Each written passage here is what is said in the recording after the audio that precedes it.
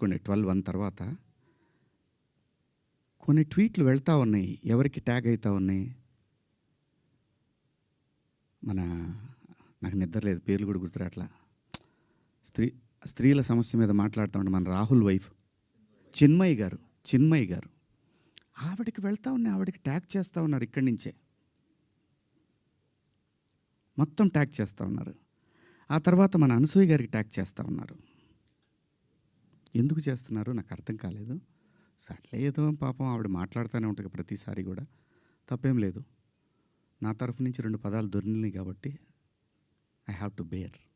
ఏదైనా బేర్ చేయాల్సిందే. మనం దాన్ని ఓట్రిచ్చి కొట్టినా దానివల్ల ఏం ప్రయోజనం లేదు.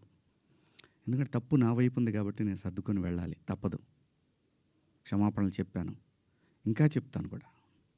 ఆ 2 పదాలకి నేను ఎప్పుడు సెట్ అవుతానో నాకు తెలియదు. నా మైండ్ ఎప్పుడు సెట్ అవుతుందో తెలియదు. అటువంటి పరిస్థితిలో ఉన్నా. నేను నా భార్య అయితే అసలు నువ్వు ఇలాంటి స్టేటస్లో ఉంది. ఎందుకంటే ఎవరికైనా ఫ్యామిలీయే ముఖ్యం. తను రేపొద్దున వాళ్ళ బంధువుల్లో ఇదేంటి ఇలా మాట్లాడాడు శివాజీ అంటే తను ఎంబ్రాసింగ్గా ఫీల్ అవుతుంది కదా. నా పిల్లలు వాడి ఫ్రెండ్స్ ఇదేంట్రా మీ నాన్న ఇలా మాట్లాడు, విచ్ ఈజ్ హర్టింగ్. నా ఇంటెన్షన్ బ్యాడ్ లేదు. ఇంకొకటి, 30 సంవత్సరాల నుంచి నేను ఇక్కడ ఉంటున్నాను.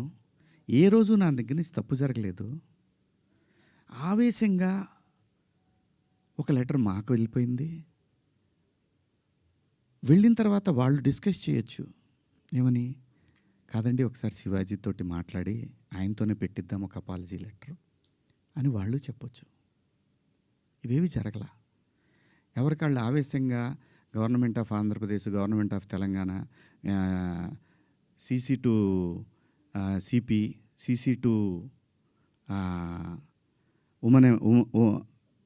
మహిళా commission, CC to PM, CC to international affairs. Why? ఒక్క మాట నన్ను అన్న ఏందన్న ఇట్లా మాట్లాడు. సారీ అమ్మ, నాకు ఎవరు